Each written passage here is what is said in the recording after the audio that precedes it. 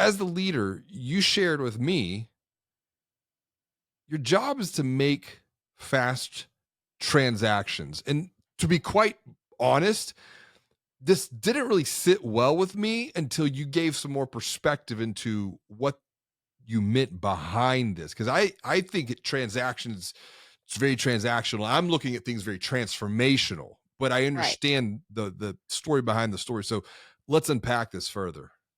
Yeah. So I think this one might arguably be the hardest one because it takes a ton of awareness Yeah. and self control because you're having to make choices and decisions in the moment. So, as a leader, when you're going from person to person or meeting to meeting, day to day, you have to be able to make quick transitions. Maybe transitions is the better Ah, word I would than agree. transactions. I would agree. Um, yeah. So, you go from one conversation to the next. I know a lot of times you might have a heated conversation with somebody, or you might have just found out some really devastating news, business wise, and you have to be able to switch gears and move on to the next conversation or the next meeting because you don't want to carry that over for many reasons. I think the energy transfer is alone just exhausting. Mhm. And then think about the next person that you're walking into that room with or that meeting with. They don't deserve to have you carry things over into them. Right. It's not, they don't need to have that consequence. And so it is really hard to do. I know for me personally, it's challenging for me. Very typically wear my heart on my sleeve. Kind of what you see is what you're going to get. And so I think it takes a minute. And if you need to take a few minutes to pause in between, okay, whoo saw, take a walk for a minute, especially when you're transitioning from, say, work to home. Yeah. And this is very hard now that a lot of us are working remote. It's all right, you had a really crappy day at work. You got to take a minute before you go and greet your family at the door because you need to be able to be a present mother, father, spouse, whatever it is, without carrying that over. And this is so difficult that I don't even think it's possible to expect anyone to always do this. But I think it's something that we could probably practice a lot more of. This is the hard one for me, truth be told. And I liked how you reframed transaction to transition. But as we're talking through this further, I think it's actually a transformation because you're transforming yourself to meet the next person where they are. And you don't want to bring the past experience, even if it was 5, 10 minutes ago, into that present moment. Because back to the point of starting this conversation, you mentioned it once again, you could be bringing some negative energy residue into that current experience. And your point about transitioning from the professional world to the personal world, that's been a big struggle for me. Whether it was working at home, I mean, even the office is 8, 10 minutes away. I will sometimes come home and I have not transitioned or I have not transformed. And my kids will be talking to me. And it's like I hear them, but I don't hear them. And it's why I always say the best present you can gift another human being is to simply be present with them in the present moment. Maybe it's I'm speaking to myself on this one, but you expand upon this with the insights that you shared with me because I think too it's creating that space to break free from the noise and the That's it. chaos. And I even find myself sometimes on the way home, like I'm trying to wrap up a podcast that I was listening to on the way in or on a run. So it's like 8, 10 minutes, but in reality, it would probably be better served if I was just quiet Yeah. because you even noted that without any meditation, there would be no solitude for Marcus Aurelius.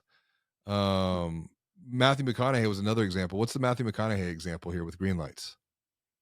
So Matthew McConaughey, when he wrote his book, I mean, he went completely off the grid for, I mean, I can't remember how many days it was or how long it was, as I read this book so long ago. But the only reason he got green lights out was because he, forced himself into this place of solitude and kind of gave himself permission. So, I mean, and I'm not saying we all need to go out there and write a book like Meditations or Green Lights, but from situation to situation, if we don't give ourselves a chance to, I guess, just kind of take it all in, reflect, what happened, okay, process it, and then let's move on from it. Like, quickly move on.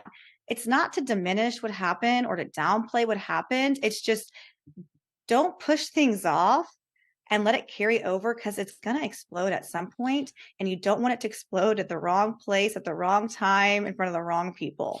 Well, I mean, that gets back to this idea of, looking for teachable moments. When you create that space to review and reflect, and this is a tool that we use, a coaching tool. It's our maximizer tool, and very simply, it Yeah. looks at what went well, what could be even better, and what are your next steps going forward.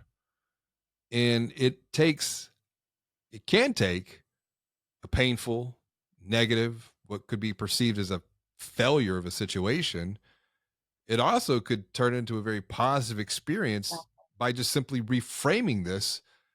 But this is only possible when you create that space and time to do so. And I think so many leaders, I've worked tremendously on this with myself personally. So many leaders run from meeting to meeting, they run from day to day, week to week, month to month, quarter to quarter, year to year, that they don't take time to assess what has been done, to review the experience, to learn through the experience or the experiences that they've had, to then think about how they could do even better going forward, which is why we've built our 90-day growth methodology to do exactly just that for individual Yeah, leaders and and their teams. I can't tell you how valuable this tool has been just for me personally. And I get it.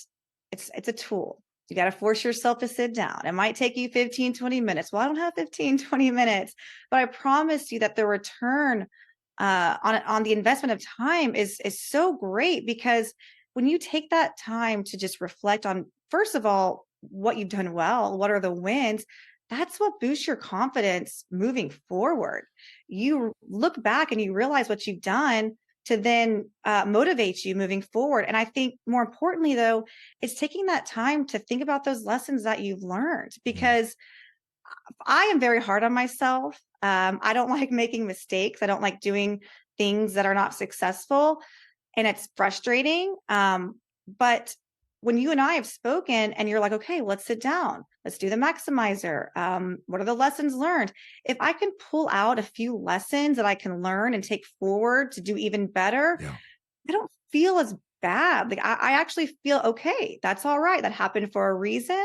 I'm going to take this and I'm going to move forward. And I think it just makes me feel more comfortable about what I'm doing and the work that I'm doing, and more confident moving forward. So, yes, it takes time. I understand that we have busy days, but it really does create such a tremendous value personally. You know, as we're going through this, I the quick start entrepreneurial visionary mind in me is just firing off right now, thinking that maybe, a little bit after we launch banking on change to start 2024, maybe we need to do like a banking on change retreat, or just something, banking on leadership retreat, Yeah. that invites leaders to get outside of their day to day and build some of these systems, which are really just habits that they can then take back to teach their teams,